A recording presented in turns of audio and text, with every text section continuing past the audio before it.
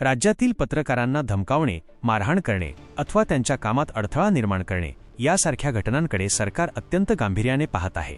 अशा प्रवृत्तीच्या व्यक्तींना थेट तुरुंगाची हवा खावी लागेल असा कडक इशारा मुख्यमंत्री देवेंद्र फडणवीस यांनी दिला आहे।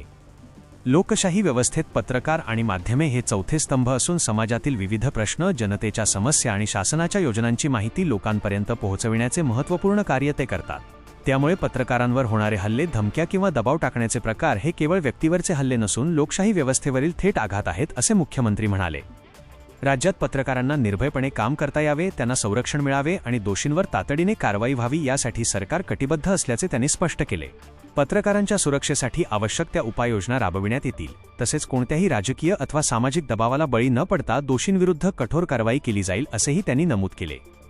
पत्रकार संघटना आणि माध्यम प्रतिनिधींनी मुख्यमंत्र्यांच्या या भूमिकेचं स्वागत करत पत्रकार संरक्षण कायद्याची प्रभावी अंमलबजावणी करण्याची मागणी केली आहे। मुख्यमंत्री देवेंद्र फडणवीस यांनी स्पष्ट शब्दांत सांगितले की पत्रकारांना धमकी देणे म्हणजे लोकशाहीला आव्हान देणे होय। अशा कृत्यांमध्ये सहभागी असलेल्या कोणालाही माफी दिली जाणार नाही। माध्यमांचे स्वातंत्र्य अबाधित ठेवणे ही सरकारची जबाबदारी असून पत्रकारांच्या सुरक्षेसाठी शासन कटिबद्ध आहे।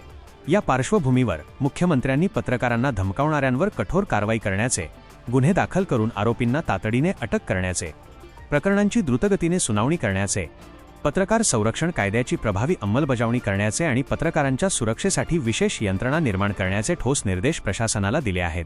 अशा नवनवीन बातम्यांसाठी चॅनलला सबस्क्राईब करा आणि पाहत रहा MH न्यूज मराठी।